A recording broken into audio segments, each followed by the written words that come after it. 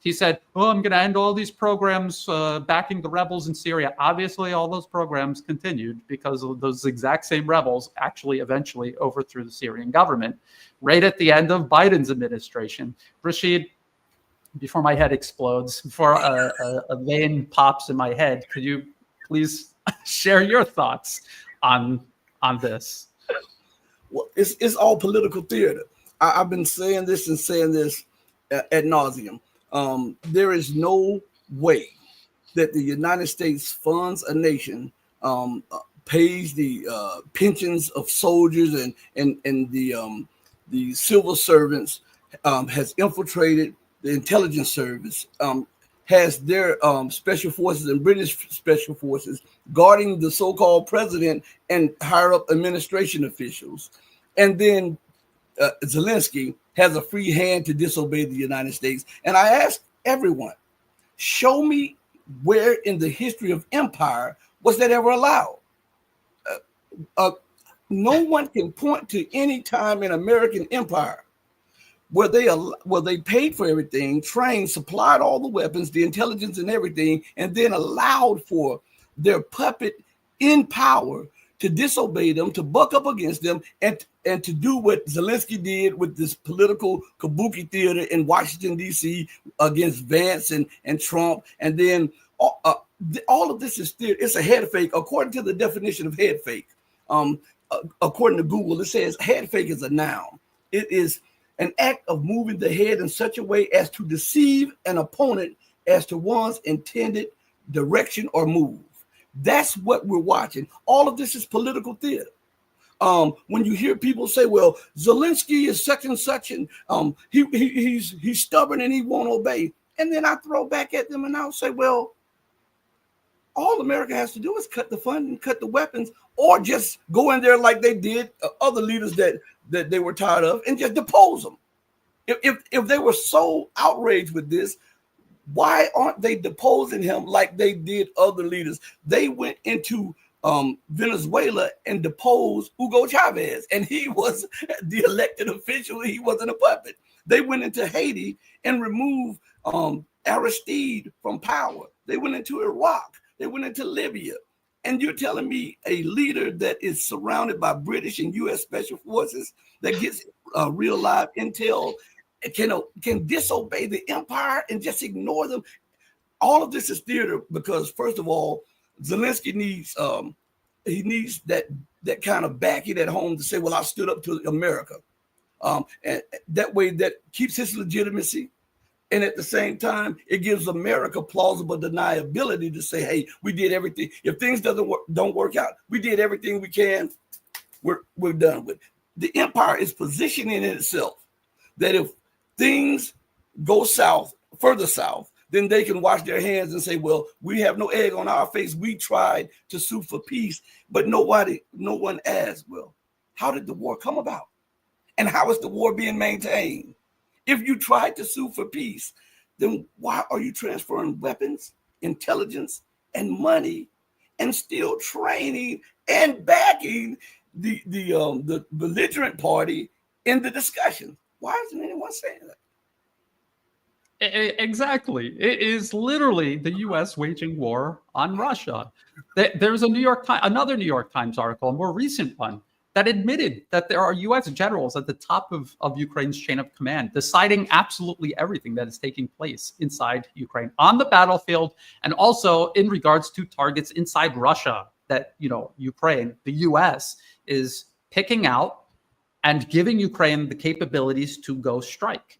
And so suddenly we're supposed to believe that now President Trump wants out, but he can't. It's impossible for him to get out when every single aspect of this war has been enabled and pushed forward by the United States.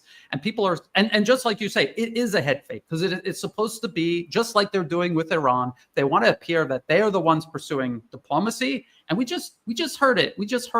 President Trump was just, I don't know if people were following this.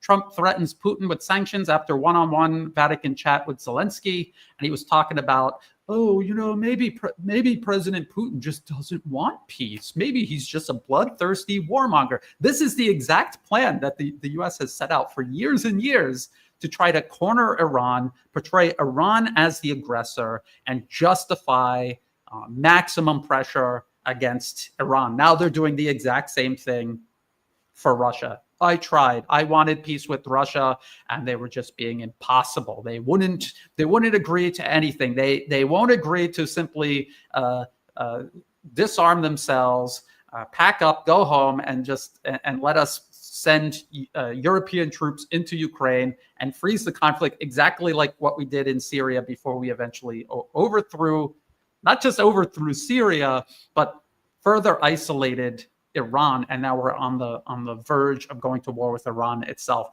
Russia is not stupid. They can see what the U.S. is doing. They're seeing that the U.S. is doing the exact same thing to them.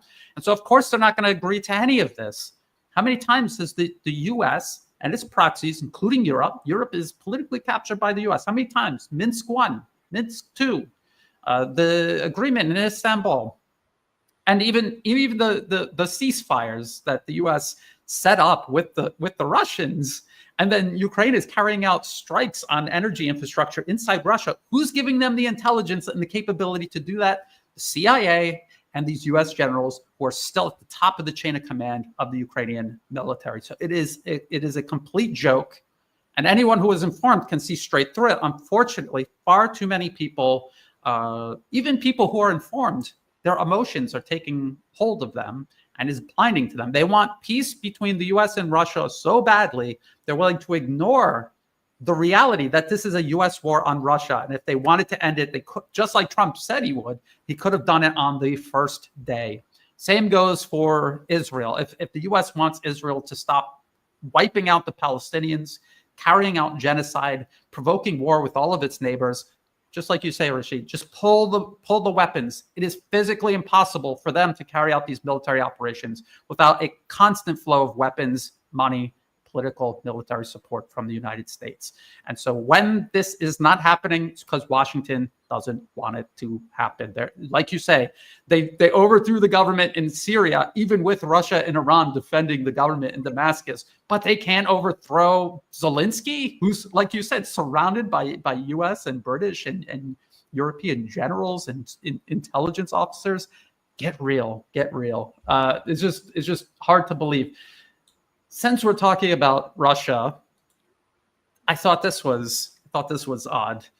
This is TASS. This is Russian news agency, and I only cite Russian state media. A lot of people accuse me of being a Russian or Chinese propagandist. I never cite Russian or Chinese media ever, unless it's an official statement coming from them. And in this case, that's why I'm citing it.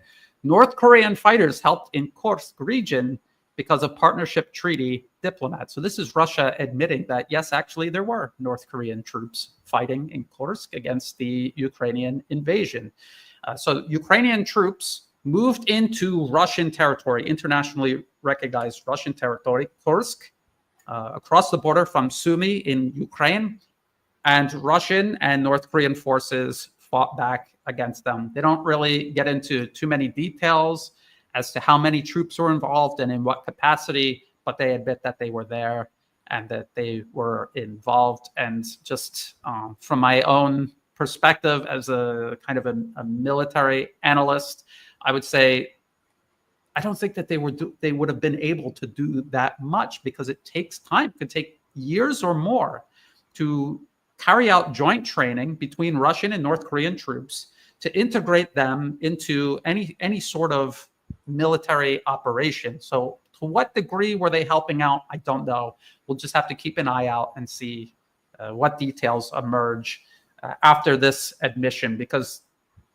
we remember Russia wouldn't say no. They didn't say yes, but they didn't say no. Usually when they're doing that, they very rarely outright lie, but when they don't want to admit something that has happened, usually they just stay quiet about it. So a lot of people, I think I remember Alexander Makuris of the Duran, he was also kind of noticing how they weren't saying no. So there's a possibility that there might be some North Koreans involved in some capacity or another. So lesson learned for analysts who, I really didn't think there were North Koreans involved, at least not in any significant way. But lesson learned. Rasheed, you have anything you want to say about that? Also, this could also be publicity.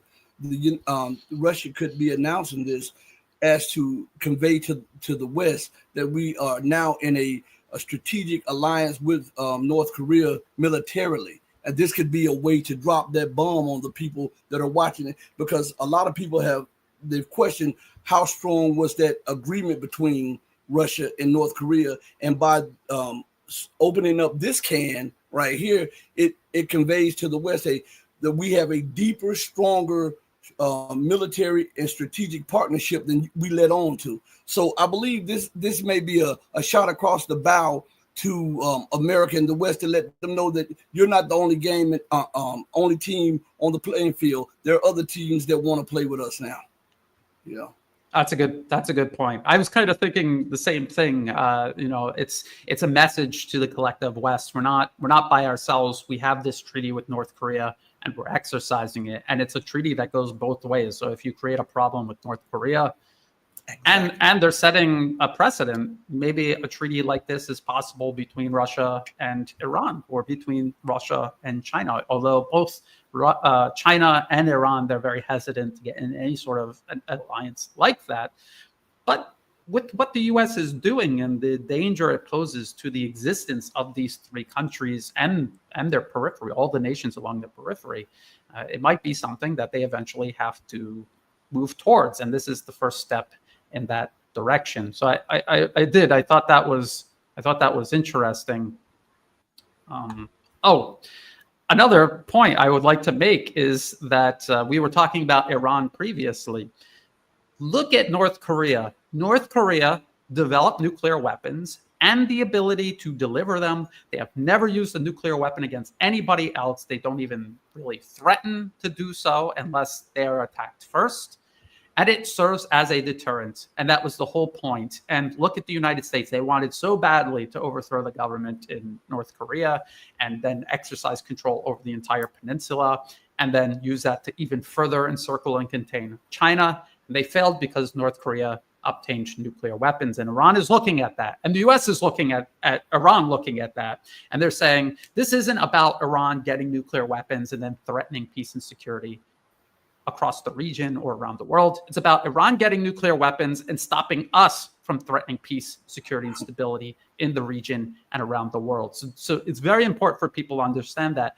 And if you think I'm just guessing that that's what the West is thinking, again, in the policy papers, they admit Iran is never going to get nuclear weapons and then just randomly use them. They're not insane. They're not irrational. They will get them. They will use them as a deterrent. They really don't. They admit in the policy papers, they don't even want nuclear weapons.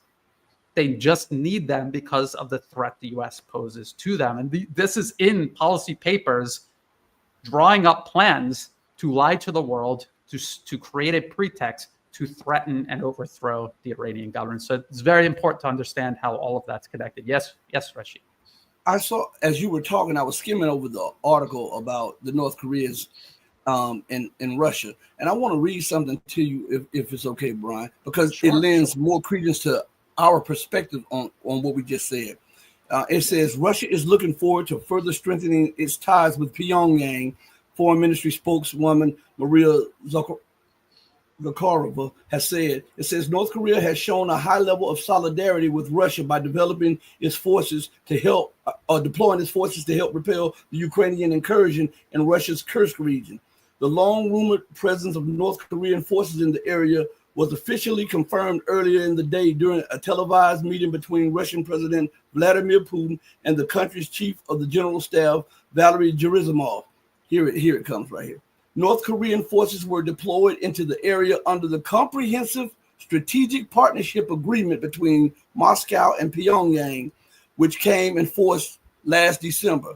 Among other things, the treaty envisions mutual military assistance by all means available in the event of an attack. That's exactly what you and I were just commenting on. Yes, and imagine if Russia developed a treaty like that with China, and China said, you need 5 million rounds a year? What about 5 million rounds a month? We can do that for you. And then just start sending it and bury the US and their proxies in steel. I mean, this is something that the West is looking at, and this is something that the West has feared for decades now, the possibility I'm not really sure if they understand that they're not inherently superior. I think somewhere in the back of their mind, they understand, no, the collective West is not inherently superior. Once these other nations get their hands on technology, they're equally capable of using it and also advancing it independently of us. And there's many, many more people on Earth outside the collective West.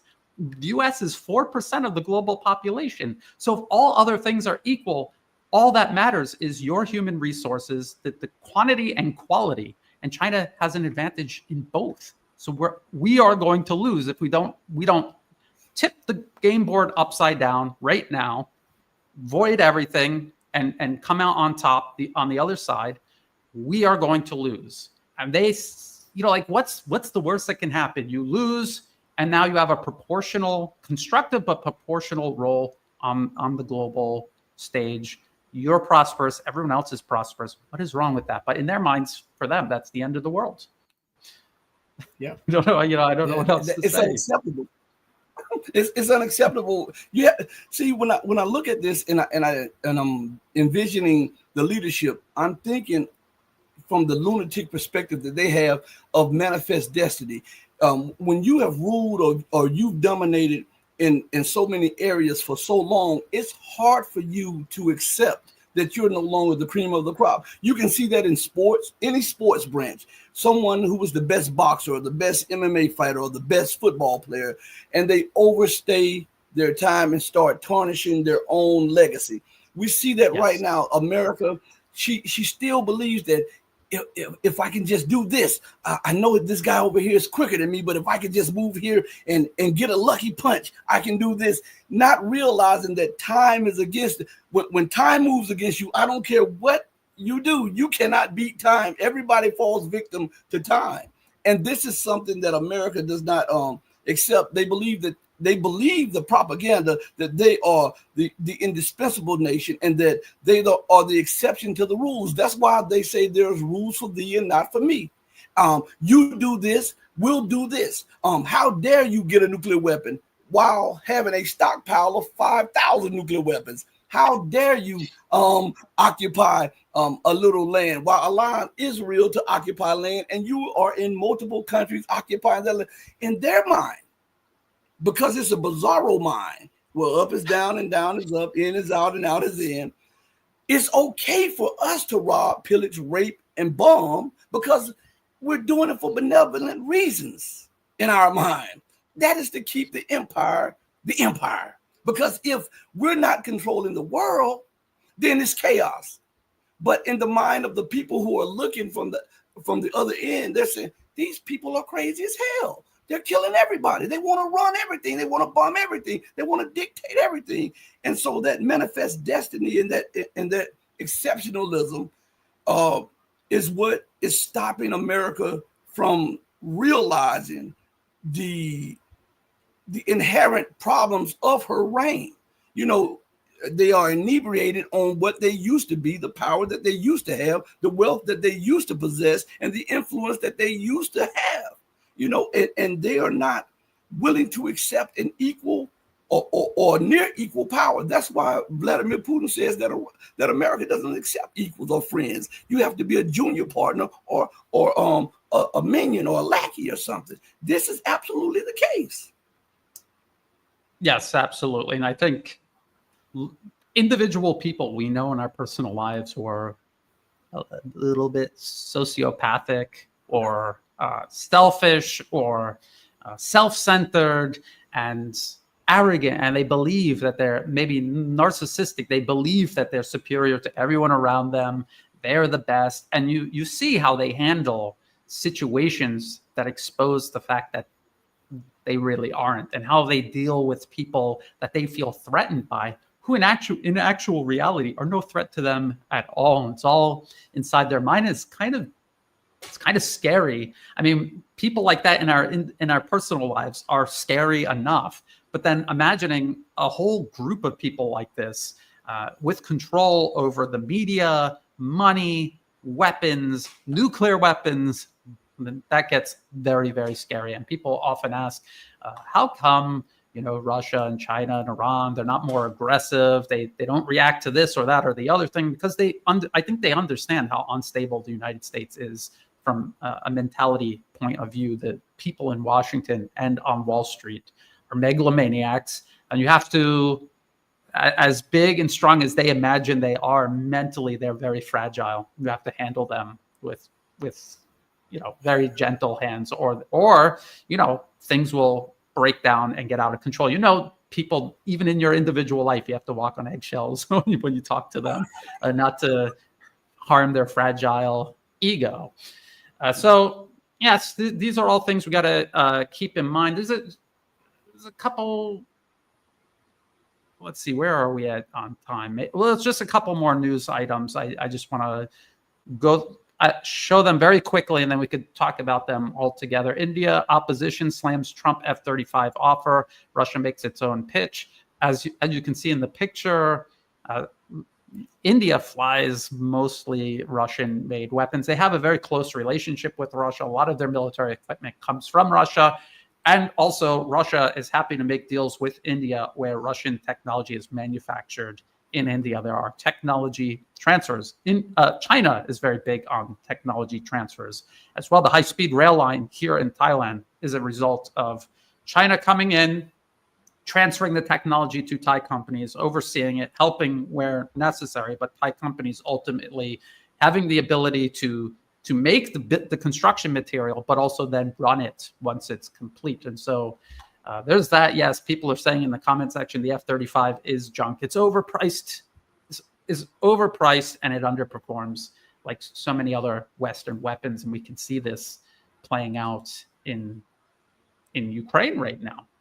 And then there were, I have a person who sends me from Myanmar, who sends me information regarding that conflict there. The U.S. is waging a proxy war against the central governments in Myanmar. They use all of these ethnic groups that used to be part of the British colonial army when the British controlled Myanmar as a colony called Burma. And you'll still hear many people in the West refer to Myanmar as Burma, and they do that on purpose. There have been agreements between the Chinese government is working with the central government in Myanmar and working with these militant groups and telling them to get out of this territory that they've taken over. Who's giving them weapons and ammunition? These people live in huts in the middle of the jungle. Where are they getting all of this? And they got drones now, weapons, ammunition. Where is it coming from? It's coming from the United States through covert channels. It always has, and it is. And so China is intervening because they understand, look at what's going on. And they're not intervening militarily, but diplomatically. They understand that if Myanmar collapses, that is right on China's border. It's also part of the Belt and Road Initiative. This is why the U.S. is destabilizing Myanmar in the first place. They've tried to take the chaos in Myanmar and transplant it here in Thailand, because Thailand is Myanmar's neighbor to the east, and across the rest of Southeast Asia as well. So it's important to keep a close eye on this. So yes, the military in Myanmar is returning to these areas that these U.S.-backed militants took over. And just to give you an idea, these militants are as bad as ISIS. I also get videos, and I don't share this stuff because it's horrific, but there are videos of these militants killing people, killing Myanmar soldiers, but also killing young people that mistakenly join their ranks, and then they're like, I didn't sign up for this, I want to go home. And they kill them in ways very consistent with what we see ISIS doing in the Middle East. And so it's no surprise, they're all US proxies, and they all play from the same playbook. And this was one that you told me about, Rasheed, right before we went live. China seizes control of disputed reef and plants national flag near Philippine military base. So China is pushing back against this U.S.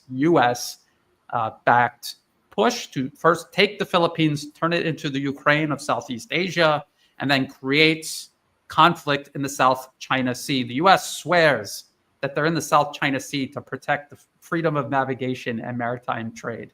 But as I've always pointed out, this is CSIS. This is funded by the U.S. government and the arms industry. Global trade through the South China Sea. See that gigantic dot? That is the biggest dot in the whole world. That is the biggest dot. the vast majority of goods being sent through the South China Sea are coming from China, going to its trade partners. And all of these smaller but still significant dots in this region are all sending it mostly back to China. And I have a couple of maps here. Danny Haifang, I was on his show for a live stream, and he showed this map, very interesting. Back in 2000, the US was the largest trade partner for all of these countries in blue. By 2024, everything in red, these nations count China as their largest trade partner. And look inside this circle here. I don't know if people can see it.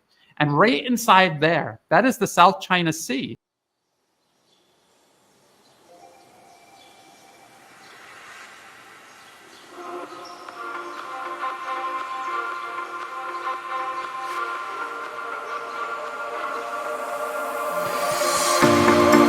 Told you to walk away. That was my first and last mistake. I'm blue without your face. But what can I do? 'Cause I'm just a sinking ship, and you're just a